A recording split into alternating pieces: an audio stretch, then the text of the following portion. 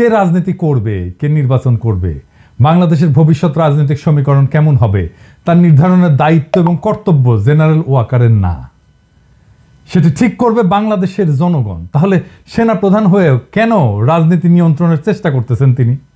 প্রকাশ্যেই ওয়াকার একটা ঘৃণিত রাজনীতির পক্ষ নিচ্ছে, খুনি এবং গণহত্যাকারী আওয়ামী লীগের পক্ষে ওকালতি করতেছেন, তাদেরকে রাজনীতিতে পুনর্বাসনের জন্য বিভিন্ন রাজনৈতিক দল এবং ব্যক্তির উপরে চাপ প্রয়োগ করতেছেন, প্রকাশ্যে বাংলাদেশের মানুষকে হুমকি দিচ্ছেন।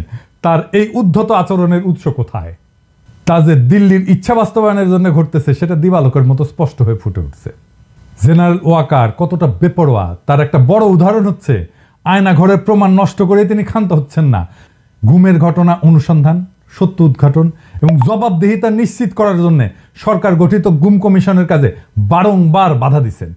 এই গুম খুনের সাথে জড়িত জেনারেলদেরকে বেনামি ভুয়া পাসপোর্ট বানায় দিয়া তাদেরকে দেশ ছেড়ে যেতে সাহায্য করছেন। গুম খুনের সাথে জড়িত অপরাধীদেরকে আশ্রয় দিয়ে তিনি কিভাবে বাংলাদেশের সেনাবাহিনীর মর্যাদা এবং পেশাদারিত্ব রক্ষা করছেন?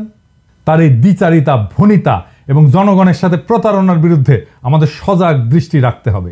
গণতন্ত্র প্রতিষ্ঠা এবং আইনের শাসন কায়েমের জন্য এখন যে সংগ্রাম আমরা করতেছি তার প্রতিপক্ষ হচ্ছে জেনারেল ওয়াকার সহ তার দুষ্কর্মের সাঙ্গপাঙ্গ অল্প কিছু শীর্ষ সেনা অফিসার।